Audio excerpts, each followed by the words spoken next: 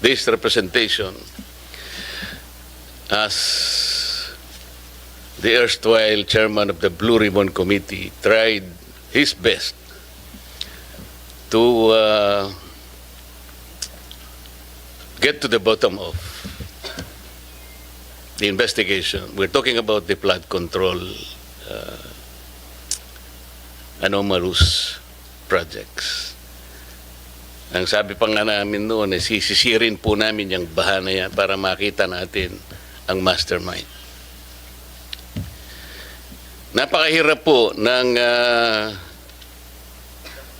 objective na sinet ng inyong lingkod kasi ayoko naman ng na-pinpoint lang natin.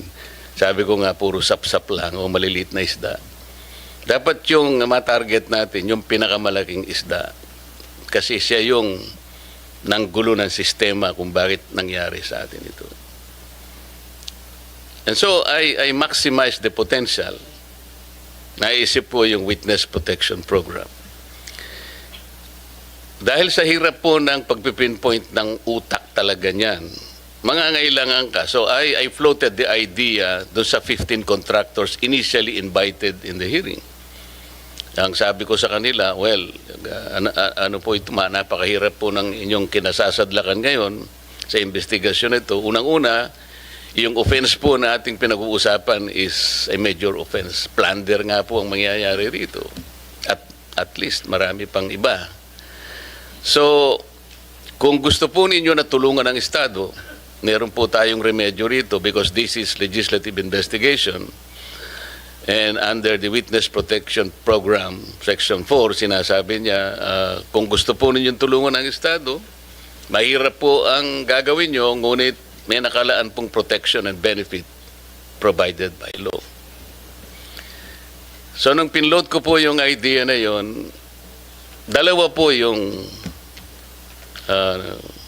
lumabas, yung mag-asawang Discaya. And initially, he enumerated 17 members of Congress, House of Representatives. Ang nangyari po, kasi hiningi naman nila yung Witness Protection Program, so nung panahon ko po, I recommended that they be processed under the Witness Protection Program. So sumulat po ako sa Senate President, yun naman po yung dapat nagawin.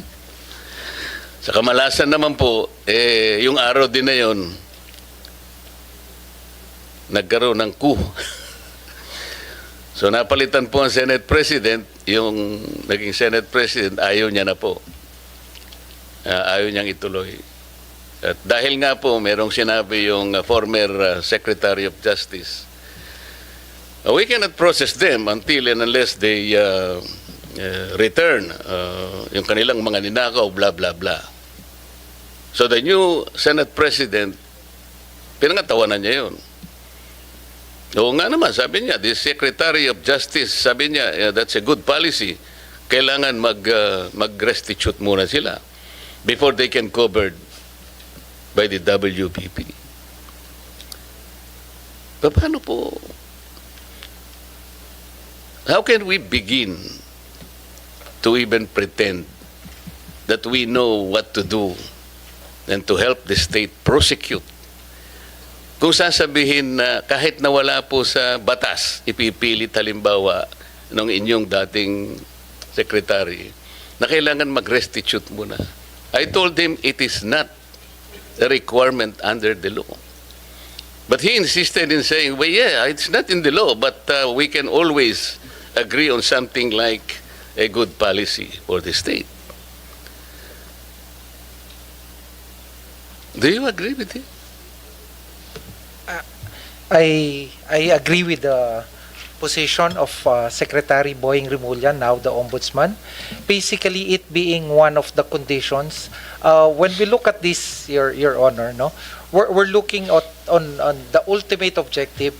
Paano yung Estado mananalo at mapapanagot itong mga to?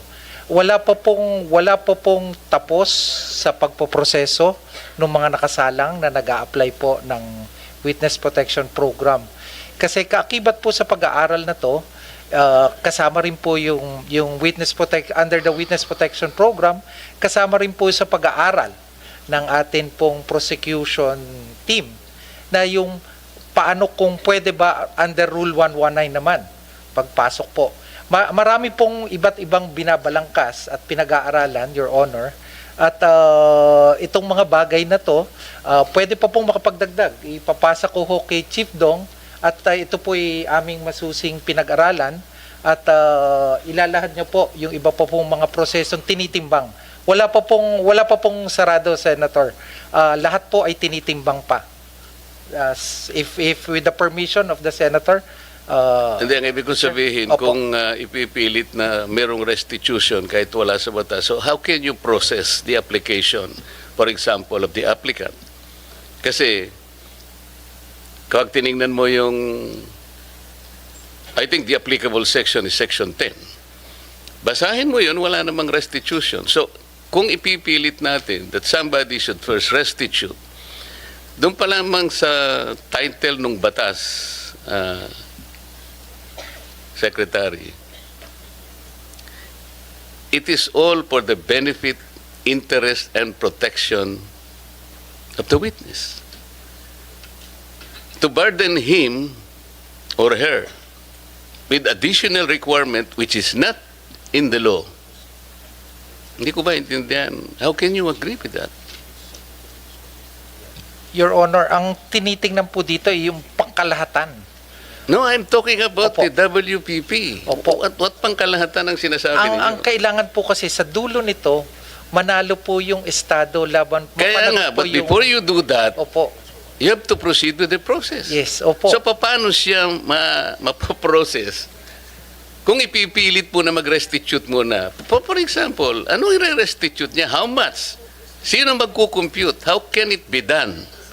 Sino ang magsasabi na ganito ang dapat niyang i-restitute? Meron na bang ano? Meron na bang pronouncement? We are in the process of asking their help to identify yung mastermind. Opo. It cannot be done easily. Kaya nga natin ginamit ang batas na to help the state. Ngayon, kung kayo po pala ay mag-prescribe ng isa pang requirement which is not in the law, I cannot believe this. Ito yung dilemma namin eh. Kaya nung pinipilit niya, and ako po nagtataka kung bakit kayo rin nag-agree kayo. So ano po talaga, kayo po yung ano eh. Ang DOJ is the principal law agency. If the principal law agency of this government will not even understand the basic requirements of the law, para lamang magkaroon ng nag-a-apply pa lang yung tao po eh. Imagine, hindi man natin masasabi kung ultimately magko-qualify siya eh. Or even if he qualifies as a state witness, kung hindi niya naman nagagampanan ang tungkulin niya under the program, pwede mo rin siyang alisin eh. So, the point, Mr. Chair, is they cannot even begin to be processed under the law kasi naglalagay po kayo ng requirement which has not been included by law. Sino yung mag-explain ulit? Sabi? May I be educated on that? Yes, Mr. Chairman. I just wanted to make an attempt to reconcile the debate on this matter. There's actually no inconsistency. First, it is correct that under Section 10, the law provides for the qualifications for a person to be qualified as a state witness. Nandun po yung materiality at absolute necessity ng testimony ng tao at corroborated po to on its material points by other witnesses and that he is not the most guilty. Okay. Now, under Section 5, which refers to the memorandum of agreement that has to be executed between the DOJ and the potential state witness, nakalagay din po dyan yung necessary matters that should bind the agreement dito po sa Witness Protection Program. And under Section 5, letter D, nakalagay din po dyan kung ano po yung legal obligations and civil judgments or civil aspect of the case against him.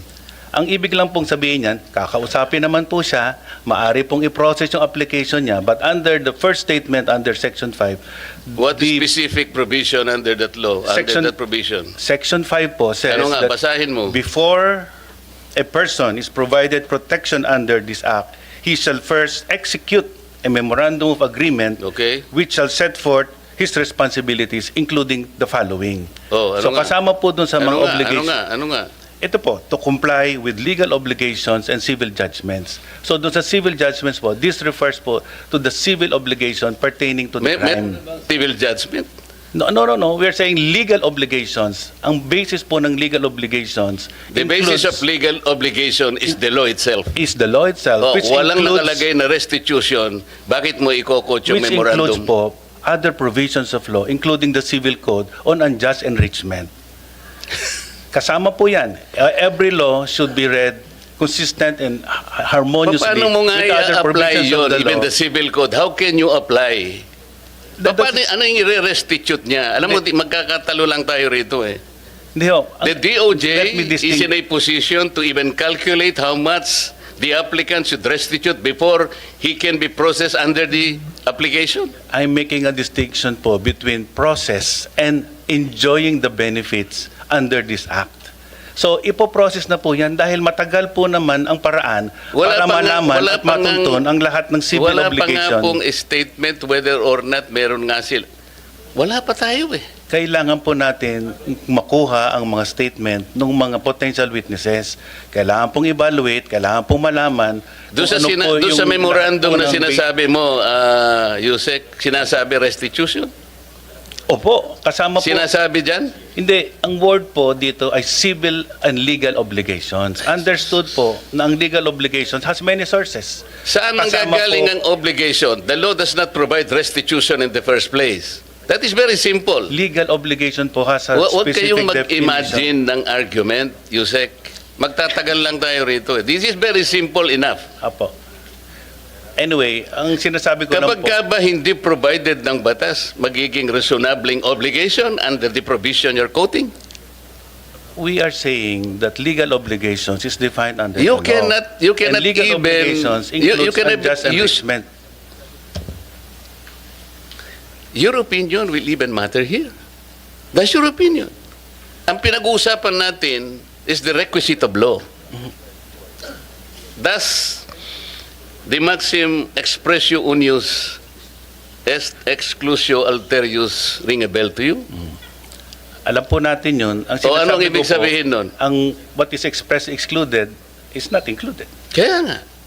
You So- are including an opinion which was not expressly enumerated under Section 10 of the law. Hindi. We submit, Your Honor, that a witness can be processed under this program, but he cannot receive any of the benefits as stated in Section 5 unless the matter referring to legal obligations is reduced into writing in a memorandum. So, Yan Mr. po ang Chair, posisyon namin. the opinion of the USEC is trying to supplant the very clear and categorical provision of law. We submit, Your Honor, we're just reading the text of Section 5.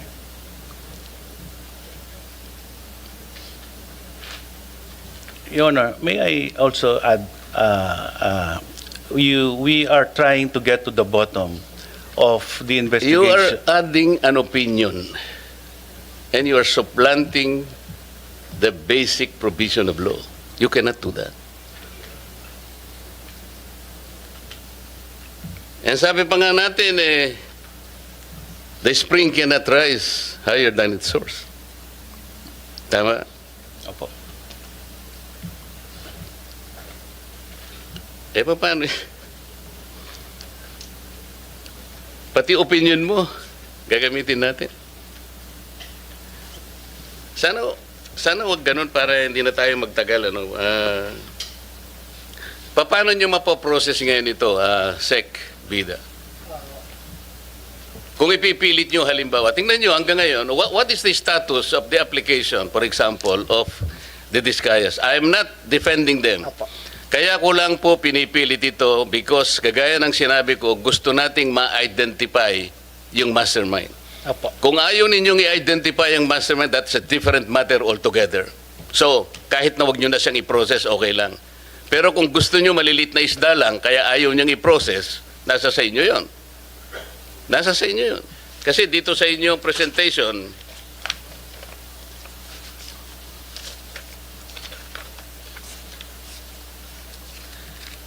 yung Office ng Secretary, yung law enforcement program ninyo, yung percentage of successful prosecution, meaning conviction vis-a-vis acquittal, is 90.14%. Pero yung percentage of successful prosecution in cases with witnesses covered by the program, it's 95.3%. And then the third, percentage of successful prosecution in relevant cases handled by the DOJ prosecutors, 80.5%. So dito mas mataas talaga yung success if you will use the WPP.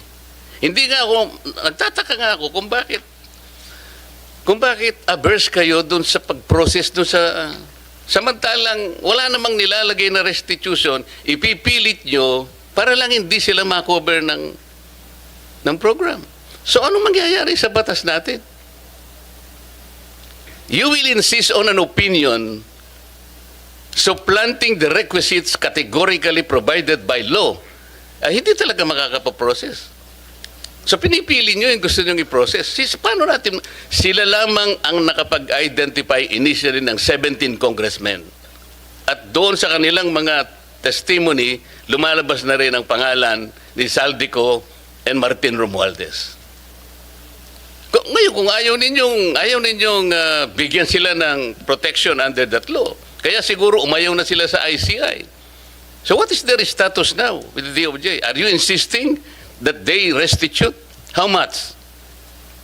How do you compute it? If I may, Your Honor. Oh, yes. If I may, Your Honor, to be consistent, the Department of Justice... No, you are not consistent from the beginning. Huwag mo sasabihin yung to be consistent. Okay. There is no consistency here. Sige po. Magkano ang gusto nyong restitute nila in the first place? Okay. Wala pa po sa estado na ganon. So mga tweet, hindi mapoprocess talaga yan. Pinoproseso po namin, Your Honor, yung kanyang application. How can you process the application, Mr. Chair, if you are providing another requisite which is not even written in the law? You are imagining something that is not within the law. You are Department of Justice. Ito yung sinasabi ko sa inyo. You're supposed to be the chief. Pwede ho bang magdagdag, Your Honor? Halimbawa po, sa pagitan po ng pagpapalitan ng statement mula sa witness, sinabi ng isang witness, 'di ba? Kasama ako sa sindikatong ito. 'Di ba? At dahil sa kumita ako dito sa pagsali ko sa sindikatong ito, kumita ako ng 10 milyon. Kuwasa ho ba naman hindi pa kukuhanin ng DOJ bago siya matanggap sa Witness Protection Program? Mga practical na aspeto lang po, Your Honor. So ano nga sinabi sa inyo ng mga Discaya? Na-determine ninyo kung magkano ang kinita nila? Diba? Kaya po, Your Honor... Hindi nga, nakuha nyo na ba? Did they admit to you na sila ay nangulimbat ng ganito karaming pera? I have to explain myself. Yapo. Hindi ko dinidepensa ng mga taong yon. Opo. Ginawa ko lamang yon doon sa nalalaman ko na ma-identify natin ang pinaka-mastermind dito. Yun lang, wala nang iba. Opo. Kung gusto nyong ang ma-identify puro butete at saka sapsap, bahala na kayo sa buhay nyo. Gusto rin po namin, Your Honor. Gusto nyo pala eh. Opo. Why are you putting a requirement that is not within the law? Tsaka na natin sila pag na-prosecute na natin yung mandarambong, na-prosecute na natin yung mastermind, bakit? Makakalampas ba sila sa civil liability? Of course, the court will, in proper time, adjudicate kung anong dapat nilang isoli sa gobyerno. That is the only time when restitution can be done. Kasi mayroong court order eh. Pero sa ngayon, will you abuse your discretion na kaya niyong gawin ito kahit na wala sa batas? How can the Department of Justice do that? You're supposed to be the embodiment of justice. Yes. Mr.